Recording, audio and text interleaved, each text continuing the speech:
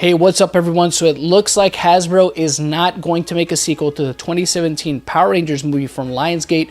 They have instead opted to go ahead and reboot it and do it with a whole new cast. So this is news that broke yesterday. I'll go ahead and link the article in the description below from Power Rangers Now, so you guys can go ahead and read it for yourselves if you want. But I'm going to do something a little bit different. Normally I would go ahead and read through the article, give my thoughts afterwards, but what I want to do is actually read through it and address certain points here. So just bear with me. So let's go ahead and just start off reading the article here. After nearly 2.5 years, fans waiting with bated breath for a sequel to Lionsgate's 2017 Power Rangers movie can finally put a nail in the coffin. The cast from the 2017 film will not be returning for any future installments in the Power Rangers film franchise. The news was confirmed by Zachary Montgomery, star of Netflix's Stranger Things, who portrayed the movie's Red Ranger. Montgomery confirmed in a Reddit AMA that Hasbro has elected not to bring back the cast of the 2017 film.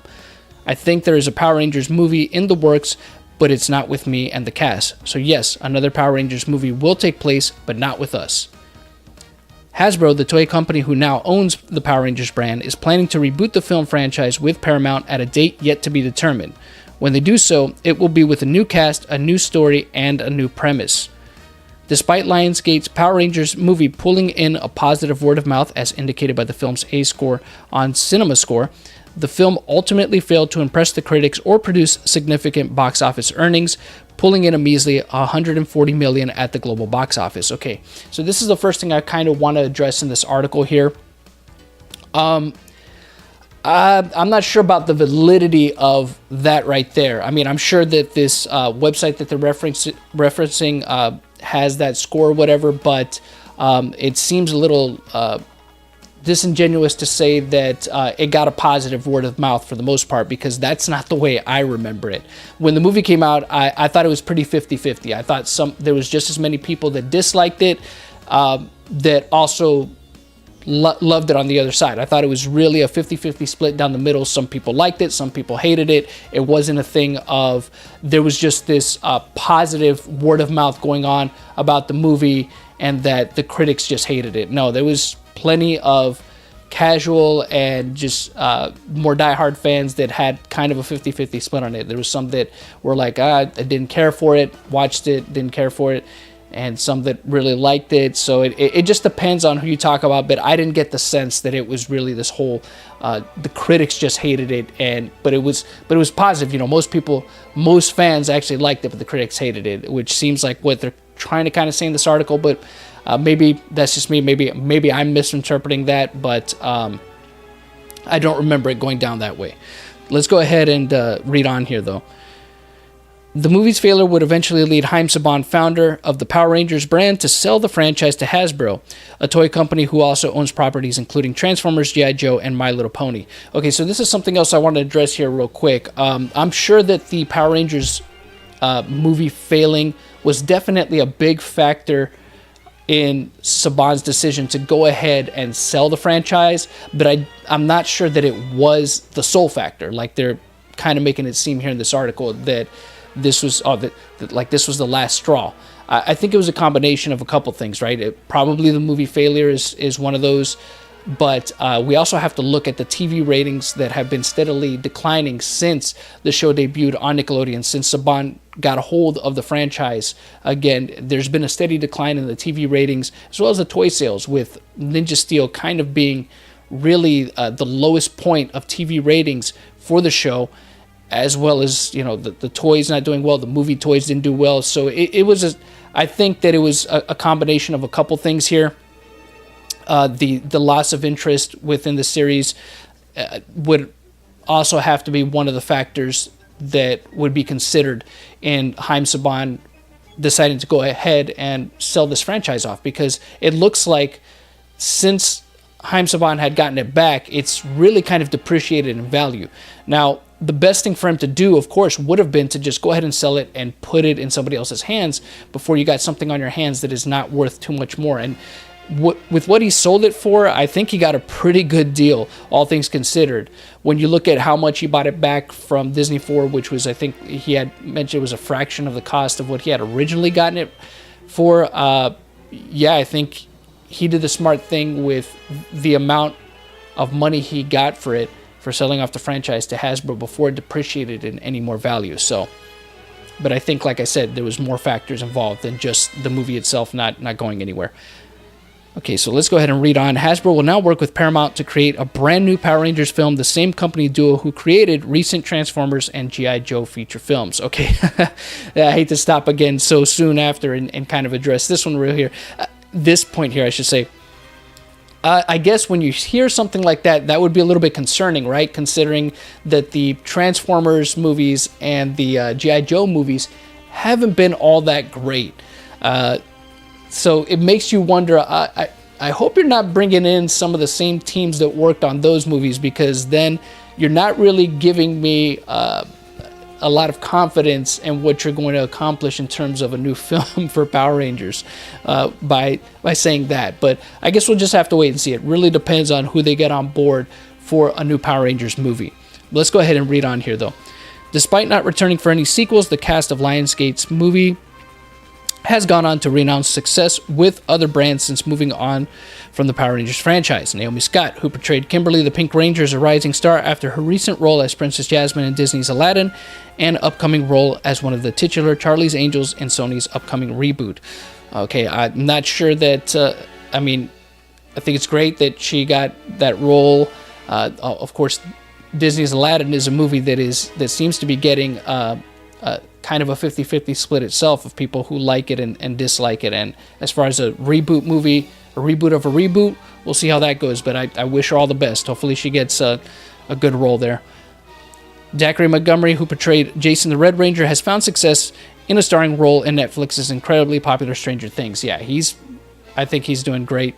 Becky G, who portrayed the Trini the Yellow Ranger, continues to ascend Billboard charts for her Latino music, partnering with artists including Pitbull and Bad Bunny. I haven't personally heard her music, but I know that she was an artist before and was doing great, so that's awesome that she's continuing to do fantastic. Ludi Lin, who portrayed Zack the Black Ranger, was featured in Warner Bros. Aquaman and Netflix's Black Mirror, and is rumored to be a frontrunner for Marvel Studios' upcoming Shang-Chi. Didn't even know that Shang-Chi was a movie that Marvel was going to be making, so that's cool. Hopefully he gets that role. R.J. Seiler, who portrayed Billy the Blue Ranger, started MTV Scream and also landed a role in the CW's Black Lightning. So, of course, Billy, I think, was the character that people really gravitated towards in the 2017 reboot that they liked the most, myself included. I liked Billy the most in that movie, so that's good. Lionsgate had plans for the future Power Rangers sequels to focus on the introduction of a sixth team member, Tommy Oliver the Green Ranger, as hinted in the 2017 movie's post-credit scene. Other plans for the sequel were to introduce Lord Zed, one of the brand's most popular villains, as well as explore Rita Repulsa's on-screen affinity for Goldar, as depicted by actress Elizabeth Banks in the 2017 installment. Franchise owner Haim Saban and Lionsgate once expressed interest in doing up to 6 movies, citing that a 6-movie story arc was already in place. Okay, so I remember when that news broke that they were planning up to 6 movies, and I never saw that as being feasible. And it wasn't because I was just trying to be negative. It was just really based on what I had seen at the time with the movie, the designs and stuff like that, and also the fact that the movie hadn't even come out yet, and they were already kind of trumpeting this success that it hadn't attained yet. So I was just like, whoa, hold on, boys, pump the brakes. Let's wait and see how this first movie goes, and then worry about the rest. Let's see if this one knocks it out of the park, because if it does, then yeah, hey, bring it on. Bring on those 6 movies and make some kind of extended universe out of it. Fantastic. But I never felt that was going to materialize at all. I thought at best maybe they might be able to do a trilogy, depending on really how the first movie went, and as we know, that didn't go too well. So let's go ahead and read on here. Those remaining 5 movies will never come to light, as word first surfaced in February 2019 that Hasbro would be taking the film franchise away from Lionsgate in favor of Paramount. Ultimately, the movie should not come as a surprise, as Hasbro is primarily a toy company with a mission to push toy sales. The 2017 Power Rangers movie failed to sell many toys. The film's unconventional designs turned some fans away. From the outset, Hasbro will look to reverse that trend by rebooting the franchise with their own, more toy-friendly designs. Okay, so this is where I'll go ahead and stop at the article here, because the rest is really just describing the 2017 movie. But that right there, that last little bit, rebooting the franchise with their own more toy-friendly designs. Hard to know exactly if that will help, right? Because of who they're working with on the movie and really not knowing who is going to be a part of that team. Now, you would think, now I hope that by that, it means that they're really going to try to focus more on maybe a happy medium, right? Between the source material, the old school fans, the new fans, you know, just kind of maybe seeing what people want from everywhere and kind of meeting everybody kind of halfway, something that'll make young and old fans happy, right? And really drawing, like I said, from the source material to give something that feels familiar but could also be modernized for a new audience. So of course, with Hollywood involved, I mean, when I saw the designs for the 2017 movie, I understood why the suits looked the way they did and why some of the designs, the stuff that they put in the movie was the way it was, right? Because they were trying to appeal to that mass audience. That's what Hollywood is in the business of. They're trying to get as many eyes on their product as possible. So of course, if you got Power Ranger suits that look like the Iron Man armor, it's going to bring, or the hope is that it's going to bring in those Iron Man or MCU fans to come watch the Power Rangers movie that aren't necessarily diehard Power Rangers fans, you know, just to pique that curiosity. So it was pretty easy for them to copy what other movies were doing more successfully and try to put it into one to bring in the people, you know, that were just casually walking by off the street. So I hope that they find a good medium for all of it, right? To appeal to everyone all across the board and really, hopefully maybe this time around, draw more upon the actual source material to make something that people will really, really like. But we'll have to wait and see. Let me know what you guys think of all this in the comment section below.